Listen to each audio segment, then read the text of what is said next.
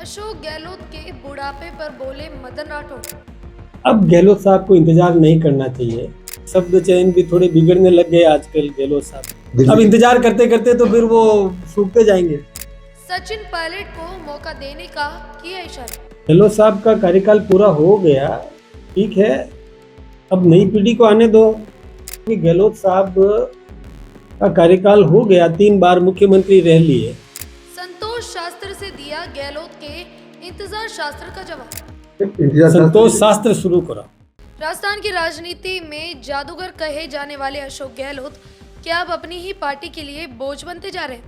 ये सवाल हम नहीं बल्कि बीजेपी के प्रदेश अध्यक्ष मदन राठौड़ उठा रहे हैं। राठौड़ ने गहलोत के इंतजार शास्त्र का जवाब अब संतोष शास्त्र से दिया है। नमस्कार, मैं हूं खुशी और आप देख रहे हैं भारत रफ्तार। दरअसल पिछले कुछ दिनों से अशोक गहलोत सोशल मीडिया पर इंतजार शास्त्र की सीरीज चला रहे हैं, जिसमें वे बीजेपी सरकार की नाकामियों पर सवाल उठाते हैं।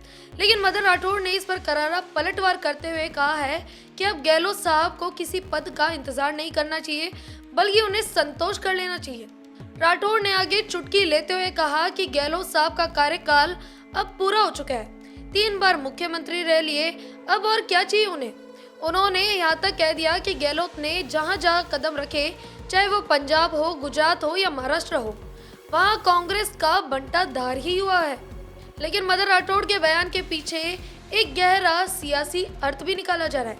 जब उन्होंने कहा कि अब नई पीढ़ी को आने दो, कब तक इंतजार में बैठे रहोगे, तो राजनीतिक गलियारों में चर्चा शुरू हो गई कि क्या राठौड़ का इशारा सचिन पायलट की तरफ है। जानकार मानते हैं कि बीजेपी जानबूझकर गहलोत को बूढ़ा और अप्रासंगिक बताकर पायलट के समर्थकों में ये संदेश देना चाहती है कि उनकी राह में सबसे बड़ा रोड़ा खुद अशोक गहलोत ही है। राठौड़ का ये कहना कि इंतजार करते करते तो इंसान भी सूख जाता है, सीधे तौर पर कांग्रेस की अंदरूनी कलह पर नमक छिड़कने जैसा है। मदन राठौड़ ने गहलोत के पुत्र मोह पर भी प्रहार किया। उन्होंने कहा कि गहलोत खुद तो अपने बेटे वैभव गहलोत को राजनीति में सेट करने में लगे रहे और अब दूसरों को सलाह देते हैं कि बेटों को राजनीति से दूर रखो। राठौड़ ने यहाँ तक कह दिया कि उम्र के इस पड़ाव पर गहलोत साहब के शब्द चयन बिगड़ने भी लगे हैं और उन्होंने अब मार्गदर्शन देने वाली भूमिका में आ जाना चाहिए। अब गहलोत साहब को इंतजार नहीं करना चाहिए, क्योंकि उम्मीद छोड़ देनी चाहिए। गहलोत साहब का कार्यकाल पूरा हो गया, ठीक है, अब नई पीढ़ी को आने दो। कि कब तक और इंतजार में बैठे रहोगे। अब तो कहो कि हम सही दिशा में नई पीढ़ी को प्रेरित करें, मार्गदर्शन दें। ये है उनका अब समय, क्योंकि अब वो क्या क्या बोल देते हैं। शब्द चयन भी थोड़े बिगड़ने लग गए आजकल गहलोत साहब के। कभी बेटों को दूर रखो और खुद बेटे को आगे लाते जा रहे हैं, लाते गए। फिर कभी कहते हैं कि मैंने तो ये नहीं कहा था और मेरा प्रश्न नहीं समझा। मैं सोचता हूँ कि गहलोत साहब को अब धैर्य करना चाहिए। संतोष शास्त्र शुरू करा।